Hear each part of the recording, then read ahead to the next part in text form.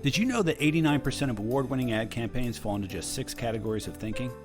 And now the ad nerds at Ad House Advertising School have taken that thinking and turned it into a deck of cards. Ad House of Cards is a deck of 35 cards designed to help you come up with big ideas.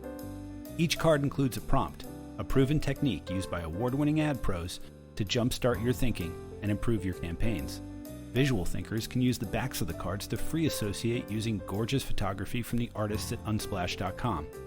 Ad House of Cards will teach you to hone in on the benefit, dramatize it, romanticize it, look at it sideways, and twist it into a pretzel. And the best part is that all of the proceeds go to the Ad House Scholarship Program, supporting our mission to make the advertising industry more inclusive. Ad House of Cards, a deck for ad nerds.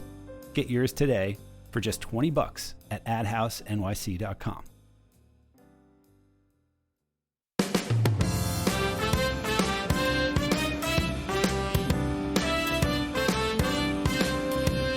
Welcome to the A-List. Hello, ad nerds. Welcome to the A-List, the podcast that asks the world's top advertising professionals how they got started in the business. I'm your host, Tom Christmann, freelance creative and co-dean at Ad House Advertising School. Today, you're going to hear my conversation with Hannes Ciatti, former founder of JohnXHannes and current founder and chief creative officer of Alto, New York, a creative company for courageous brands. Hannes has made some iconic work over his career. He made Misty Copeland go viral for Under Armour. He helped Jon Makovich start a menswear line with Squarespace, remember that? And he dropped the world's first expensible music video for Expensify with 2 chains. But Hannes' story begins in a little town in a tiny village in northern Italy. From there, he would make his way to Germany, then Australia, and finally New York, where he and his partner, Jon Makovich, would be hired by none other than David Droga, before going out on their own to start JohnXHannes. This is an epic story that goes from the Dolomites to Droga 5, and there's plenty to learn along the way. So without further ado, here's my talk with Hannes Ciatti. Welcome, Hannes. Thanks so much. Yeah, I'm really excited and honored to be on your show. I listened to your podcast while driving and running and biking the last few weeks, and I really enjoyed it. Oh, that's great. That's great.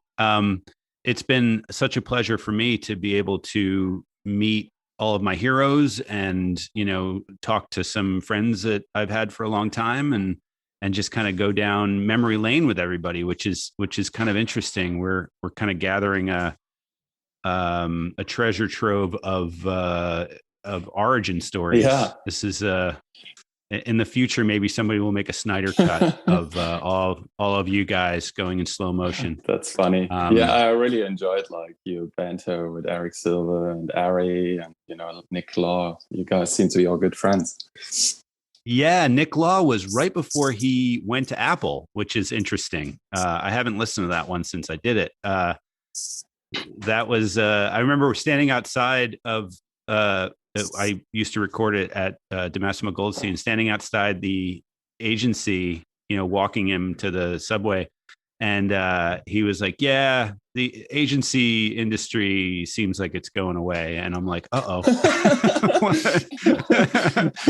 and then he disappeared to Apple. And I'm like, okay, I get it now. We probably thought Apple is going to all buy us and we're done. Maybe they will. Maybe they will. Yeah. I'm for sale, Apple. Yeah. If you want to buy me, take some of those trillions. That's right. So let's go into your origin story, Hannes. Where did you grow up? Yeah, sure. I'm originally from Italy. I grew up in a small town in northern Italy in the Italian Alps, in the Dolomites.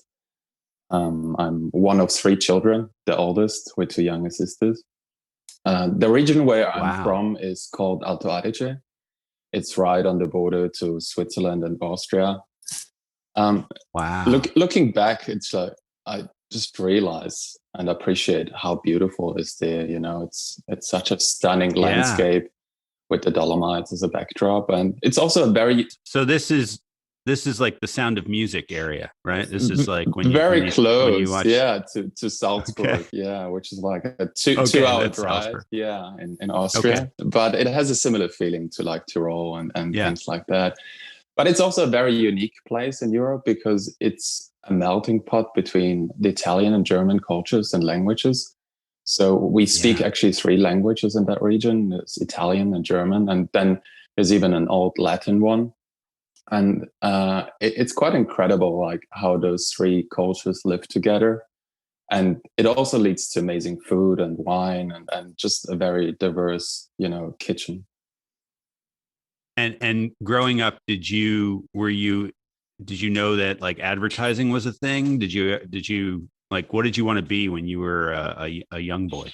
Like so many boys in Italy, I wanted to be a professional football player, but that didn't work out. So I need another plan. Like I got to like a semi-pro level in Italy when I was 17. Oh, you did? Yeah. But then, a lot of people probably realized that, but I had all these kids that were competing against me that were like running twice as fast as me and jumping higher than me, even though I'm 6'5". And I was thinking I probably need a plan B here. Yeah. But I think, design and advertising always interest me. My dad was a technical designer, and I had access to drawings and computers and the internet from the age of 12, 13, which in these days is very late, I guess. But in the 90s in a small town, Italy, was pretty cool. Yeah. And my uncle was a big film buff, so maybe that was a big influence on me also from, a movie perspective. I had access to all the movies in the world in the glory days of VHS. And I still draw. What kind of movies did your uncle turn you on to? Well, it went from like Fellini's 8.5 to Rocky. So it was a broad spectrum. Yeah. Which I appreciate still to these days. I love watching Wedding Crashers, and I like watching, an old French movie. I like the diversity of, Yeah, and I see that in your work that it can go from the epic to the silly, which is kind of cool. Yeah, I like different tones. I like not being stuck in one tone and being in that. And I think it always, for me, depends also on the idea, where you want to go with it, on the client. We do a lot of, tonal exploration with them in how they feel about the work and what kind of work resonates with them and for the brand. So yeah, I like that. And it brings your brain into different places, but it also allows you to work with very different people at very different times, which I like as well. Yeah. So when it came time to sort of choose, what's it like in Italy? I don't know what it's like in there. Here, it's like, when it comes time to, pick a college or university, you sort of have to start thinking about what you want to major in. When did you have to start sort of like picking your path and not? Yeah. So I went like in my school days, like I always liked art and drawing, like even when I was a little kid. And we had a beautiful time as kids also in Italy. Like we have 3 months of summer holidays.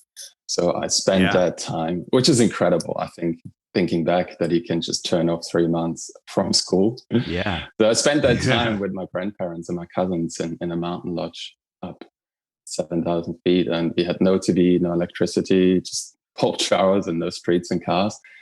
And just playing within nature and doing that, and, having, books and drawings around me, that place still really inspires me, and those memories still today. And then, as you were saying, like later on when you finish, your first years of school, you then choose a path. And I went to design school, and it was the heydays of Benetton and Oliviero Toscani and the shock advertising, making Benetton like one of the most well-known brands in the world. And it was just there to shock people. For a fashion brand, it was just like, whoa.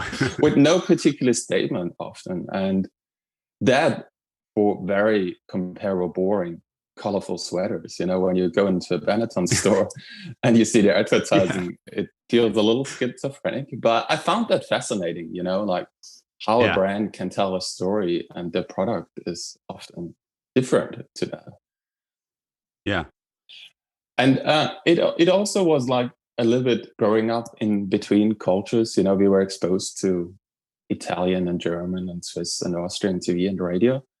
And often watching German TV as a kid, we saw the products advertised, but they weren't available to us. And then later, when you travel to Munich, which is 3 hours drive from us, like we suddenly like got exposed to McDonald's. We had no McDonald's in our region at that time. And when you then finally got to taste a McDonald's burger and you looked at it, it was very different to the ad I found. Yeah, that's funny how that works. Huh? Yeah, and so so you had built it up in your mind of like, oh, this is going to be the best burger I've ever had, and then yeah, in a culture where we don't eat, burgers a lot, it's more Italian traditional food and some like Austrian and German food, but burgers were not really a thing. So we were also excited, America and burgers and fries and all this kind of thing. But it tasted slightly different. And again, I found that so fascinating that everything can look so much better when filmed, photographed, edited right. It's just great storytelling. Like, was a thing that I found I want to be part of. Like, toothpaste never looks as good on your own brush. Did you know that advertising was going to be something that you did, or were you more, I'll be a graphic designer? At the beginning, in Italy, I did mostly graphic design, and I made logos for people and did brochures and things like that. But then I wanted to, push myself into new things, and I love this idea of brand storytelling and how much we can influence how we connect to a product and service, how we feel wearing or using it.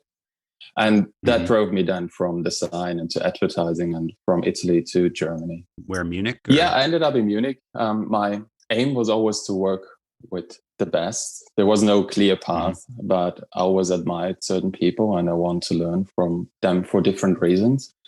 And so I just took my book that was at that time mostly design and knocked on every door in Munich's agency. And there was one in particular that I wanted to work for, which was TDB in Munich. They had really big clients, McDonald's and Sky TV.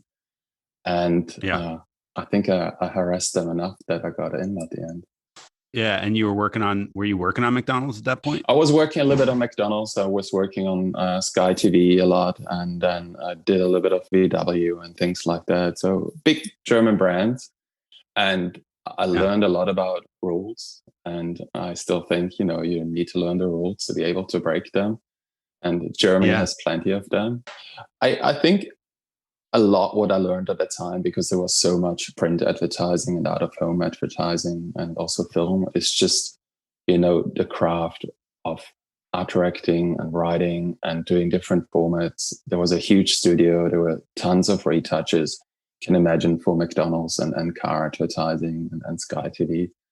And so I really learned how to craft each element the best way and really put work behind that. And I think that was a great experience for me as an art director, because I had some amazing people in front of me and very talented people in front of me. And it just gave me a sense of, advertising is something that needs love and the right people coming together to craft something amazing. Love is the secret ingredient. Yeah, it is. So once you had you gotten some TV under your belt there and I got a bit TV, and at that time editing was very different and the rooms looked very different, and how you edited and colored. And so I got a bit of both worlds. But at some stage, like, I felt a need to, accelerate and break out into a global advertising world, I found. And I felt learning English was very important for that. I had a bit of basic English in school, but my English was not great, and certainly not fluent. And I like this notion of winters without snow. And so we packed our stuff, we packed our bags and moved to Australia without ever having been there. My girlfriend and I. Yeah. So that was exciting and, interesting, and pushed me into a whole new market and thinking. So you didn't get a job before you went? You just kind of picked up and left? No, we just picked up and left, and we didn't know anyone there, and we just packed our things and went for an adventure. And your girlfriend was like, "Yeah, let's do it."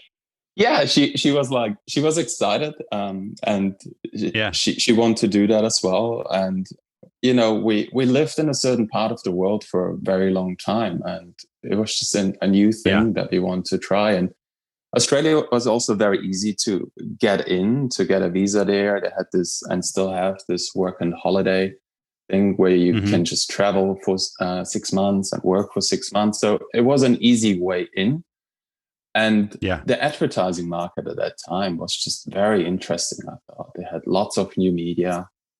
There was free thinking and experimenting.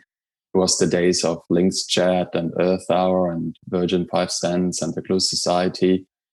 And the work was quite bold, in many ways. It was a test market, I felt, for some international companies. And Australia also, when I started working there, at the beginning, it was not easy to get in again. I didn't know many people. So I just went around, showed my book, And this is Sydney or Sydney? Or yeah, Sydney. We went straight to Sydney. I do really like Melbourne as well, but Sydney is very unique. It has like 40 beaches and sun, and it's just such a stunning city. And that's where we wanted to be. Were you like definitely Australia, or was it like, did you think like, oh, maybe we should go to the United States? We thought about that. We thought about Canada and the United States, and it felt for me at that time, strangely enough, a bigger step. It felt a little bit more scary, like moving to New York or LA. And I don't know, like for some reason, Australia just felt like an adventure. And if it doesn't work out, we're going to have a great time and just travel around. And it worked out. Yeah. Yeah. And when you quit your job at DDB, what were they like? What are you doing? What are you crazy? Or there was a bit of that. And also like on my family side, my auntie, you have such a good job. And like, there's a bit of that thinking. And, a lot of my family, they have their jobs for 20 and 30 years. And they believe in like good jobs. And, but at the end, like everyone was really excited for us, and they came to visit us many times. And we spent time traveling around in Australia and seeing amazing things. So it was a really incredible experience, even for our families at the end, because they got to experience Australia. Yeah, seems like it worked out okay for you too. Yeah. It was. How long were you? In Australia? Sorry. No, that's okay. We were in Australia for 5 years as well. Initially it was like, let's try this for a year, and then it became another year and another year and another year, and then the question became, when are you coming back? But we just loved being there. It was such an open mindset, and we had some really incredible friends, and there are lots of people there that went there, in the age of between 20 and 30, just to have years off and travel and work there. I also really like this, Australian, it's in some ways an obsession to compete against the world. There's a little bit of this living on the other end of the world and this tall puppy syndrome. And it gave me a taste of, award shows and competing at that level. And I got lucky to get in some of the best agencies there with Saatchi's and the Monkeys and TVWA, and my work got internationally recognized at the highest level. And, it was a cool time, because it was just a different way of thinking. It opened my mind to free thinking. And what was your first sort of international award-winning campaign that you did that kind of broke you onto the scene? Yeah, we did a campaign for the Sydney dog shelter, Sydney Dog Home, and it was called Throw Us a Bone. And it was this thing that probably today feels very old technology, but we had this beautiful animation there, and you could text to it and throw the dog a bone, and it was a $5 donation to the shelter, and the dog fetched it and it animated, and it was kind of cool. It was actually really cool, and it won a yellow pencil, and that was probably like my first really big award at that time, and it was for a good cause. I really enjoyed like working for good things, and apart from the award, it also got good money for the dog shelter. Yeah, it worked. That's what I was going to ask. Yeah, it really worked. Yeah. That's the best part. And DNAD would be the yellow pencil for those of you wondering what a yellow pencil is. Correct. Sorry. one of the top world awards you can get, because it's just so hard to get them. Yeah, they're hard to get. They don't like just giving them out. No, sometimes they don't give one for a particular category. So that's cool. So then once you got that, then I guess the world came calling. Is that how it worked? Yeah, the world came calling, and I had different writers at the time, but at the end I worked with Jon at TBWA, and we just felt we wanted to. What's Jon's last name again? McKelvey. Yeah, Jon Makovich, and that was in Sydney TBWA. Correct. Yeah. Okay, got it. I just felt we want to do work at a bigger scale, and I always liked this idea of living in New York like once in my life, and experiencing New York and doing that really big culturally relevant work that everyone remembers, with the best talent in the world, and directors and athletes, and that was the aim, to get to New York and do that kind of work. And you guys sort of vibed off each other with that sort of in your mind of like, we got to go to New York, and talking each other up, and we hyped each other up. That's good. That's important. Having that person that you can just like talk about crazy stuff with, and having a partner that you have similar ambitions. So that's kind of cool. Yeah, it's crucial in advertising. I find, having a partner that you bounce idea off. I think only by diverse thinking and pushing each other, you get to new ideas and new thinking. Like, there's unfortunately no other way. I haven't found that way of doing it myself. Some people can because do it. You get caught up. Yeah, but you get caught up in your own ego, and you start to believe your own bullshit. And it's nice to have somebody that can be like, that sucks, dude. And, it's in a nice way. But no, that's been done, or that's a good idea, but I don't know. It's good to have that person to check you. Totally. So you guys found each other at TBWA. Correct. And was that the only agency you worked in Australia? No, I worked in a couple of other ones. Hannes Ciatti and the Monkeys. And, different agencies. I freelanced at the beginning a lot, and then I worked full time, and then I went back to freelance. I did like meeting different people and doing different things and exploring things. Yeah. And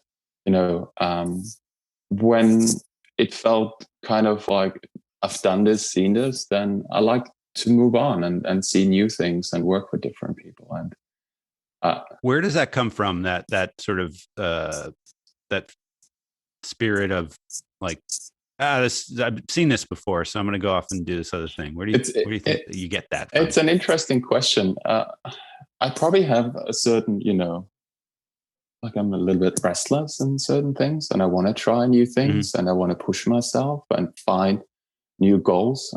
I think when you don't have that as a creative person, it becomes a little boring after a while, and you need to push yourself into a zone where you're uncomfortable at certain times. I think, to get to new grounds, to do new things.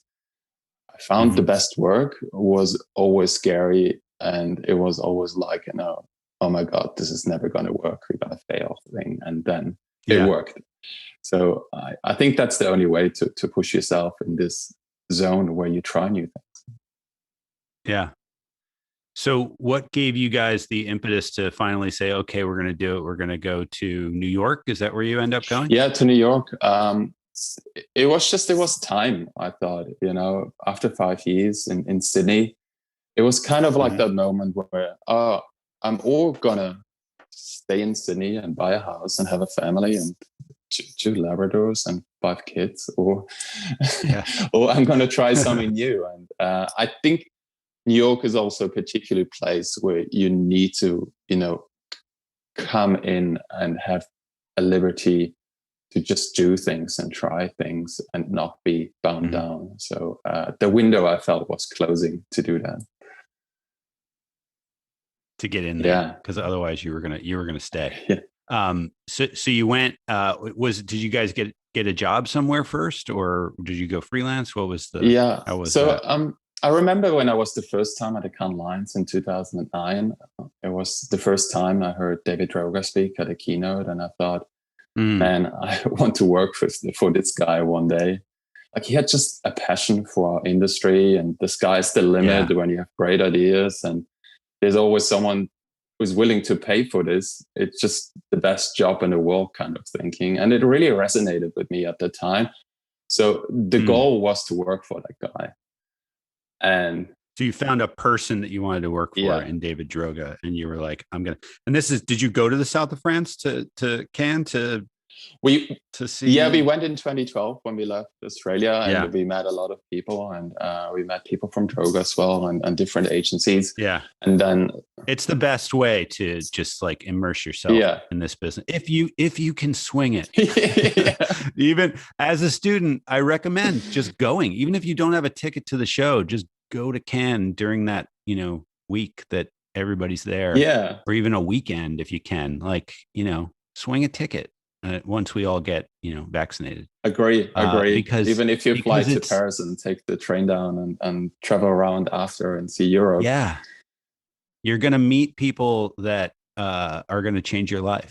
And it's, and on a smaller scale, go to the, local advertising, festivals or whatever they are, and just hang out. You don't have to go to the show. You don't have to pay for any of that. You can just go to the after party and hang out and just talk to people. And so did you get to meet David Droga when you were there? Or? No, later in New York when we went actually to see Droga 5. And, Droga at the time was a small shop, was 70 people, and they did this incredible work, like Puma After Hours Athlete and JC Decoded and The Great Schlap and Echo Air Force One. And it was just the place to be in. And I remember distinctly sitting in David's office and seeing all, this awards and Grand Prix and Black Pencils and the people that he met. And I was like, oh man, only the best will get into this place. And they liked us, but there was a sorry, we don't have any open hires for creative directors right now, but let's stay in touch and we speak later. So it wasn't, your work is not good enough, unfortunately, but it was more not at the moment. We're full. Yeah. And did you guys feel like that was a fail? Were you like, did you walk away from that thinking, oh God, we came all this way, it's over?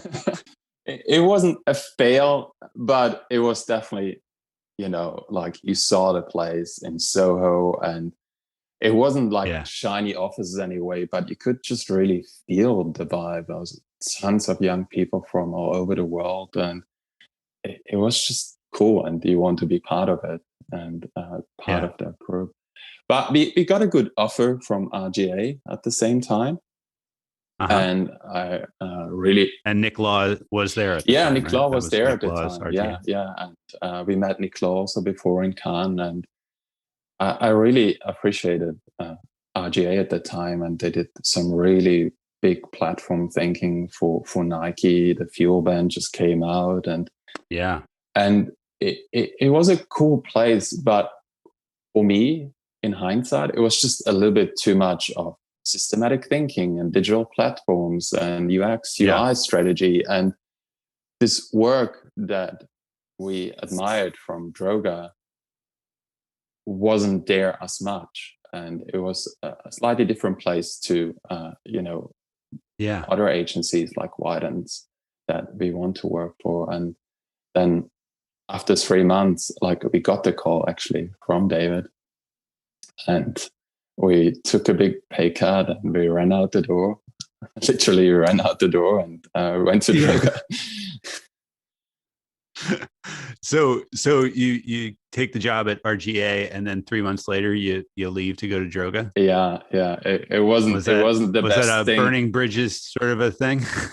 Yeah, we made up, but it wasn't a classy thing to do. But it was just, man, it was the dream to work for this thing, and the window is open, and it might be the only time that window is open. So we took the chance and jumped. Yeah. And what was that like? What was it like working at Droga 5 in the heyday? It was incredibly exhilarating, like there were global superstars there, and it opened the door to the best directors and musicians and creatives, and being there in the midst of Soho. And we really had access to David. We worked directly with him. It was just a really cool time to be at Droga and see it at that time. You never knew when sorry, you go. Sorry, go ahead. No, you never knew what? Oh, you never knew when you actually got fired. or you get the well done, but now do it again on this client. It was just a lot of pressure and all the work and doing it to a really high standard, like doing the best work. There's no like, oh, you're good, don't worry about it. We'll get it next time. It was very, very cutthroat. What is it about David Droga? What's his thing? What makes him I'd love to have him on to ask him that myself. You should. What is it? What is it about him? Well, it was just really cool to work directly with him. Like a few years earlier, I saw him on a stage, and I thought, I want to work for this guy. But he's just, when you go and work with him, he has a few things that I still admire to this day. He's always present. He recognizes a good idea immediately, and what to push and how to spin it and make it bigger than you ever imagined. And what I found fascinating as well, and he saw all the work at the time and probably still does, knowing him, like he kept such a tight schedule. Like he kept to this 30 minutes, you were in and out, and you knew exactly your marching orders. And he was generally always very positive about things and the work, and put positive energy behind it. And he was really good with clients and recognizing where the opportunities are and how to push boundaries. You think of a creative genius or a creative person, or like somebody that you see on stage at Cannes, and you go, I want to work for that guy. And you don't think of like, he keeps to a schedule as like the first thing that is but I could see how that, when you do have that much stuff going on in your life, and we all sort of have to keep our own schedules these days, but to really regiment yourself to like, all right, I'm working on this now, and I'm only going to work on this now, is such a superpower. I think. I think so too. I worked for a lot of amazing creatives, and they became creative directors, and they could focus on certain things and did them really well. But often the troops were standing still because they couldn't give them feedback. They were in other things. And when that happens, like your creative department just stands still for a couple of days when you don't give feedback. And especially in bigger agencies where, there are lots of layers, when that happens, like the work doesn't get out and the work doesn't progress. And I think like this putting energy behind and letting people know where to move forward is really a superpower. Yeah. And what advice do you have for maybe young people that are in that position where, they don't get feedback because the creative director is, focused on other things or too busy and they want to, like, they are standing still. What can they do to? I think stress test your work, show it to other people in the meantime. Also trust not just your creative directors. I think often strategists and the account person and everyone around you can give you also a good stress test of where the work can go. Mm-hmm.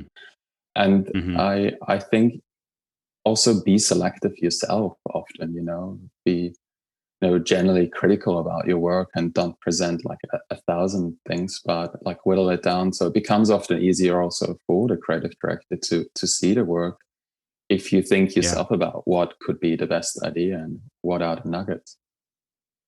Right. Yeah. And if you think about the way that, you're helping the creative director to solve the problem for the client. So like thinking about it from his or her perspective and being like, well, what might they need? And, keep pushing while you wait. Yeah, I feel the worst thing is just being protective about your ideas and just keep them to yourself and don't show them to anyone. And, Right. it might work sometimes, but the only way to put energy behind an idea, and often ideas are fragile and people don't give you as good feedback, but the only Mm-hmm. way to get to good work is to put energy behind it and have lots of people, help you to make it the best it can be. So you're at Droga 5 and what are you working on at that point? We like got to Under Armour pretty quickly. That came right in like after 6 months when we were there, and we became creative directors on Under Armour. And that was just the opportunity we were waiting for, this really influential cultural work. And Under Armour at that time was just growing so rapidly. It came out of this testosterone fueled image of college football, and in many ways failed to connect then also with athletic females and compete against the Lululemons and Nikes of the world. And they were hungry. They had a huge goal to grow to the women's business to $1 billion. And they thought they needed help with that and couldn't do that internally. And so they came to Droga 5 with that. And that was our first big opportunity where we created our What I Want. That was celebrating women who defy expectation and ignore this noise of outside judgment. And was designed to see a new Under Armour at that time.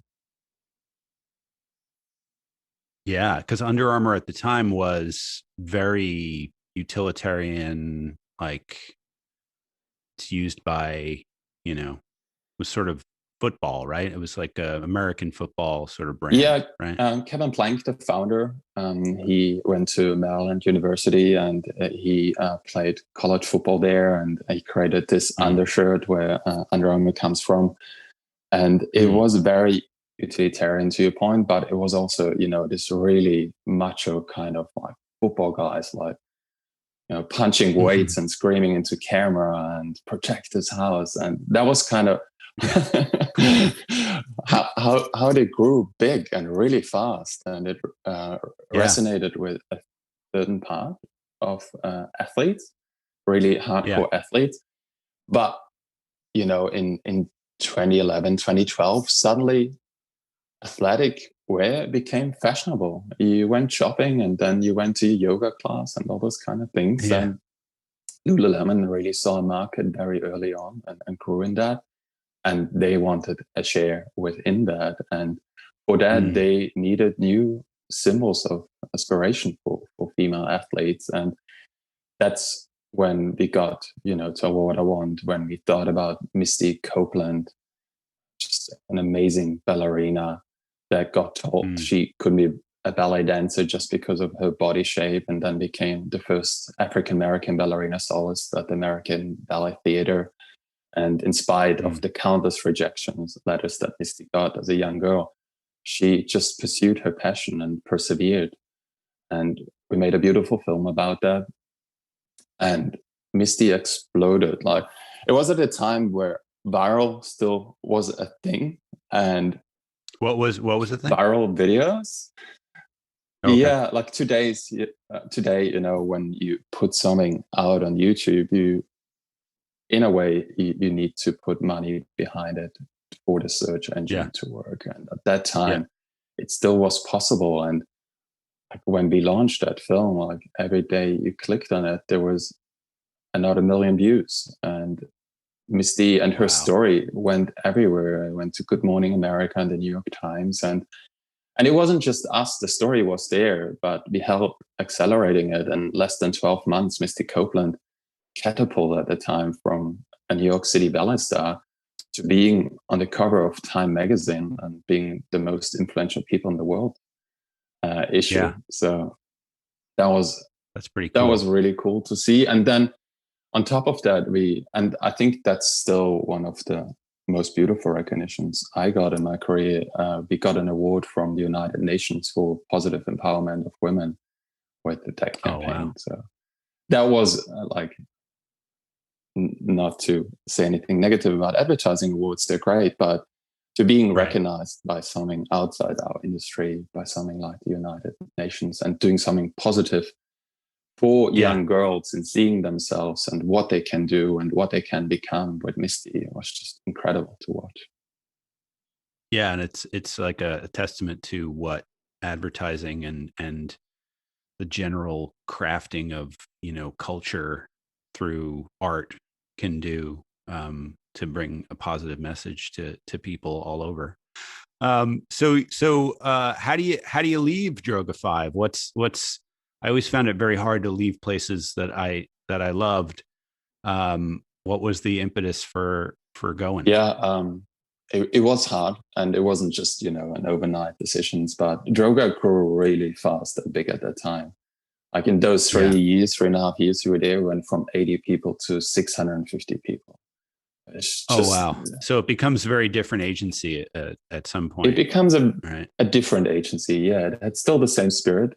But with moving and scaling so fast, it became a different agency, and we moved from Soho to Wall Street. And I remember still seeing this tour groups of new hires walking around the office, on Times Square tourists. I was like, oh my God, we're hiring 40 people this week and 50 next week. A platoon. Yeah. And, we grew really fast, and the clients became a little more challenging, especially as a senior person there. Became more, international clients, and there was also a lot more meetings. And for me, not enough time on work, and often not enough creatives. And you had meetings all day, and at night you started then working, and we felt at the time a need to go back to the work, what we love doing, and a feeling of building maybe something that could do that. We didn't know exactly what that could be, but we want to try something new and see where that takes us. And you started, how do you pronounce, is it JohnXHannes or is it JohnXHannes? JohnXHannes, yeah. JohnXHannes, sorry. I always said Jon. I don't know why I said Jon, because Hannes is so... Yeah, I think people get confused also with Johannes Leonardo. Oh, yes, of course. Yeah, you probably did get a few calls from people saying, oh, we love your work. And you're like, yeah, that wasn't us. Brian Yasko, who is the managing director over at Johannes Leonardo, he always says, oh, I'm so thankful for your work because we got a lot of calls. Yeah, it works the other way around too. And it works for us as well. Some people thought we did some incredible Adidas work. This guy said, right. Yeah. So how did you start that? You just said to each other, let's go get it. Did you have a client? Did you We didn't have a client. We knew we wanted to do great work, and it was like, well, let's do it. Worst thing we could do is with our books, do freelance work and see what's out there. But we know we want. Is that how it started? Did it start as freelance? Yeah, we did a freelance team. We took on a couple of projects, but then pretty quickly we found our own clients, and we knew what we wanted at the time. You know, we want to do great work again and do culturally relevant big work, and win a couple awards. But we also mostly knew what we didn't want to do. It's play politics and too many meetings and stakeholders, and we want to be very selective about the work and not have big overheads, which makes it hard to be selective, like when you have to keep the lights on. So the focus was on each piece of work and make it the best it could be without distraction, and working with the best people in the world, and really having this access to what I still think is so fascinating, amazing network of New York and the US. And often in big agencies, you get to a point, you pick who's around and not who's best for the job. Right. And when you stay small and nimble, you can bring in the right people at the right time when you plan it in the best way. Yeah. And now you're Alto, and you're still doing things the same way, correct? Yeah. It's we are still very selective about the clients we take on and the brands we want to work with, and that comes not from any arrogance or anything like that. It's just our decision to wanting to make great work and important work, and we partner with companies, at pivotal moments in the history, and often that is tech brands, who go from being a product to wanting to be a great brand. Right. We are fans of brands with a strong belief and a strong mission, and we also like companies that are good or for people or good for the planet. Ideally, they're both, but we really admire those brands and want to team up with them. What we also learned when you are a smaller agency, we want to work directly with the decision makers. I think when you have a lot of layers on the client side, you need also a lot of layers on your side. So we want to take those layers out. And before the pandemic, we went to do sessions with Expensify or Beats by Dre, where we embedded ourselves into the office and work with them directly for a week, and really jammed on ideas to get to really great work, which in bigger agencies might be possible, but it's not as easy. It's because there's so much other stuff on, especially when you go to a higher level, being ECD and CCO, you will see so much work. So we still like that, in really focusing on the work and doing each piece of work really well. Do you think that that's going to be the trend going forward? Like there's the Droga fives that get bought up by the consultancies, Accentures of the world, and the Accentures, but and then there's these tiny places like yourselves and others that are you're right, embedding themselves and becoming part of the process. Is that the future? Is that how it's going to be? Is it bifurcating like that, or is it I think it's hard to say what the future of our industry is, and I think there's always needs for different types of clients. I think some clients will always need the big agency structure and the machine of the big agencies, and then there's other clients that don't need that as much. We certainly service clients in a very different way as well. Like often when we work with Squarespace, like they at that time already had like a lot of in-house creatives and designers, so we didn't need to bring that,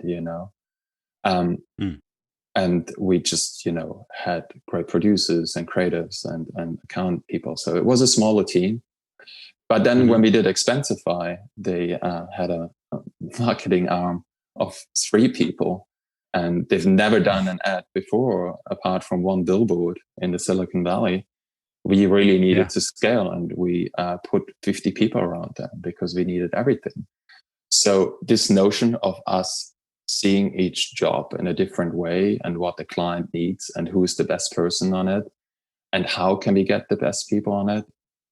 We did a music video for Expensify, and we got SNL Emmy-winning writers in for that and Grammy-winning musicians to actually make something that is a hip-hop video, not, a agency creative type of wannabe hip-hop video. And it became very legitimate, that song. It got 10 million views, and it was on 2 Chainz's Vivo channel, and fans loved the song.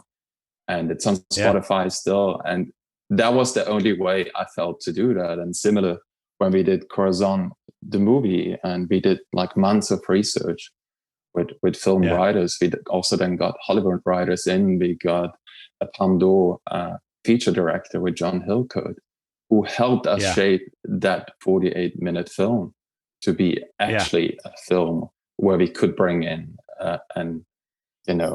actors like Under Armour and Damien Bashir, Academy Award nominee, because they trusted John, trusted the screenwriters. And I think that process of bringing the best to the table for the right project, that's what I love really about our model and how we do it. How do you do that? Is it having sort of Hollywood connections, or is it like how do you keep that moving?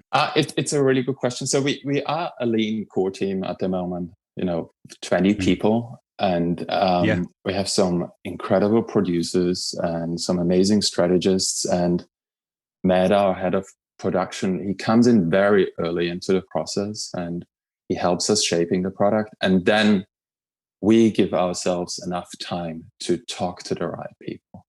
Like that craft process of going out and having time for yourself and then also for your partners and then giving them the space to do what they're good in and not sitting over their shoulder because you hired them for a reason. Like that really built trust, I think, with, Alto in them being able to do good work, and that resonates with them. And because you kind of have to get to a big idea, right? Like your, say, the Expensify rap song. So did you get to the rap song idea and then go, let's find people to really do it right? Correct. Yeah.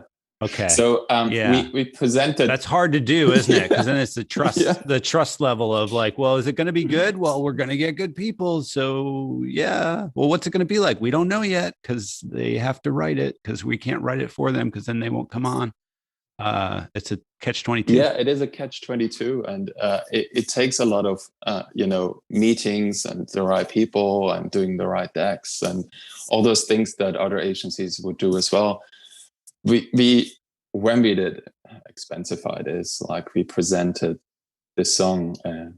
They're actually a really amazing company, Expensify. They do this, away from their main headquarters, going away. Things where they go to Italy or they go to Thailand and just take time off for the whole company for 3 weeks. So we went there to Italy with them and we presented that first Expensify this song. And it was written by one of our creative directors. But then we burned that thing.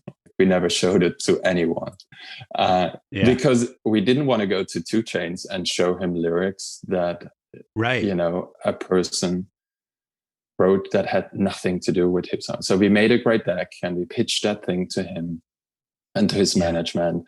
And with that, we then brought on also the SNL writers, Chris Red, who did a lot of amazing songs at that time for SNL. And he started writing the lyrics, and they knew each other and they started texting each other 2 Chainz. He also brought in Andreas Nielsen, who had done before music video with 2 Chainz and had his trust. So creating that right group of being able to do that led to actually doing a great song. And then we built technology within, because it was the first expensible music video. We had all this crazy stuff within, like a golden toilet and an ice sculpted Lamborghini. And you could use the Expensify app to expense every item for, there was a total of, I think, $500,000 in there, where when you found the receipts and, hold the Expensify scanner on there. And it's a really incredible technology, that Expensify app. You actually could expense it and win cash money for it. So there's like a game inside of the video. Yeah, it was gamified in a way, and it really got people going and wanting those big prizes.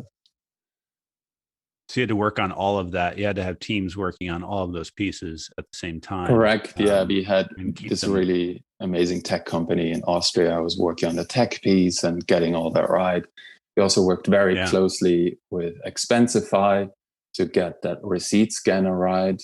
And they had to create basically a new product for it as well. Like, the product was really there, but they were worried about the Wi-Fi signal not always being there.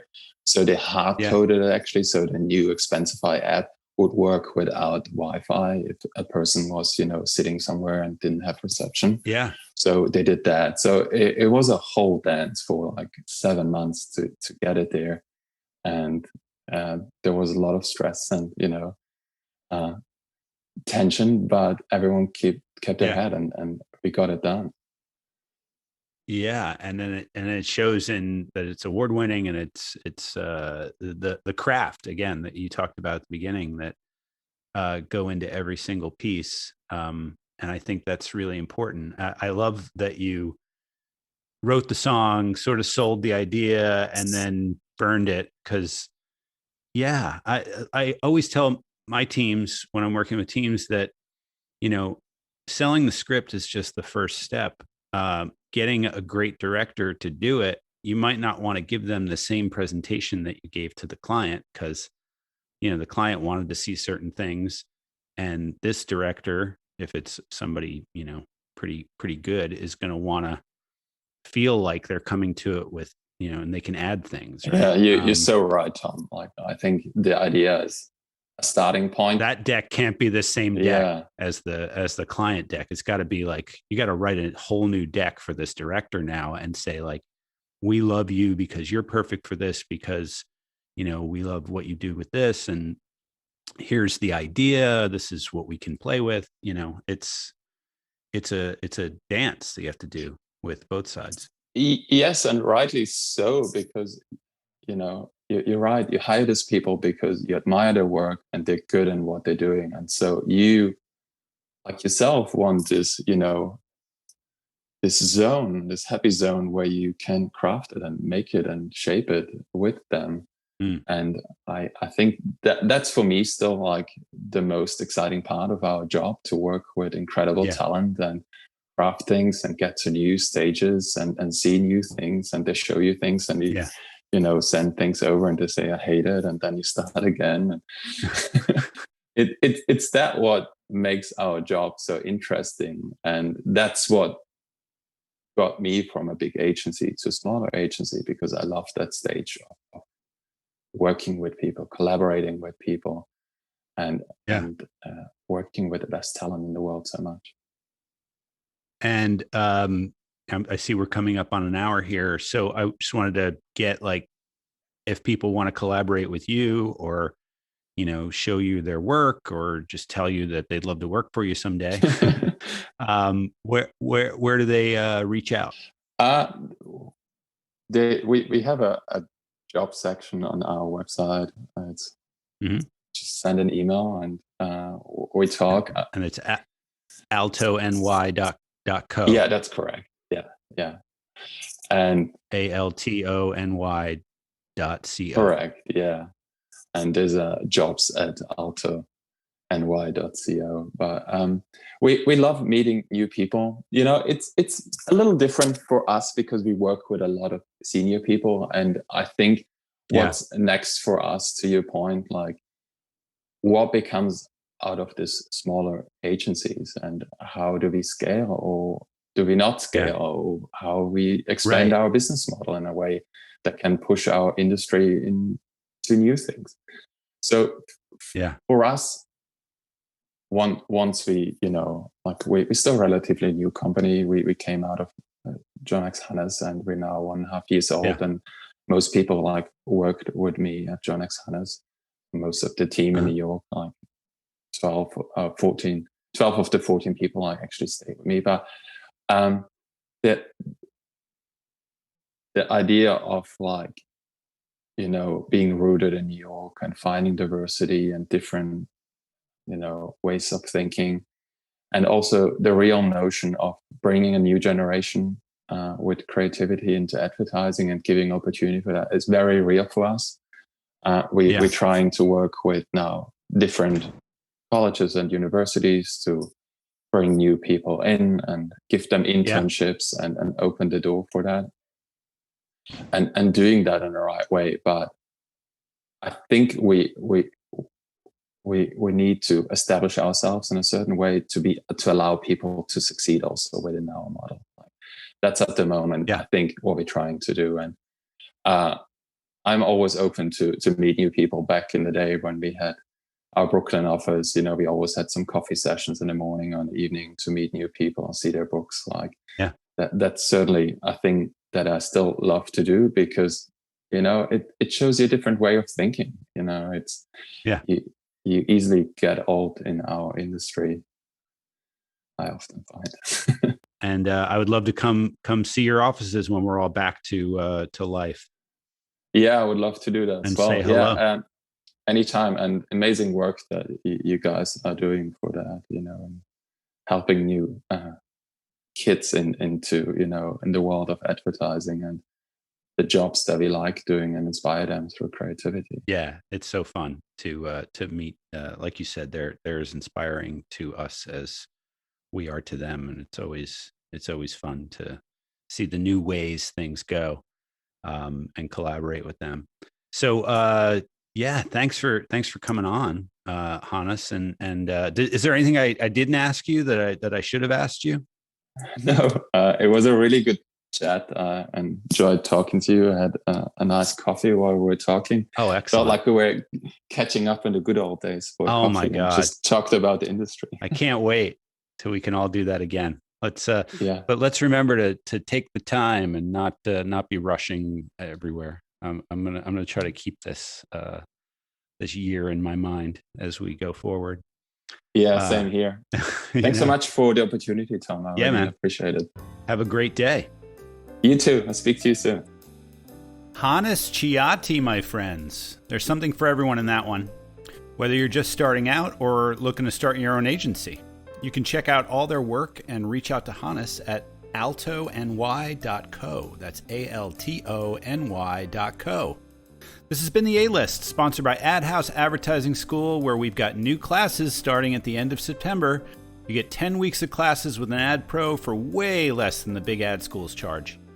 Apply today at adhousenyc.com and we will get you in.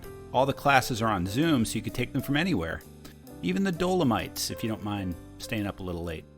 I'm Tom Christmann. You can find me at tomchristmann.net. Thanks for listening. Rate and subscribe. Thanks to Ross Hopman over at Duotone for the music, and get vaccinated. Thank you.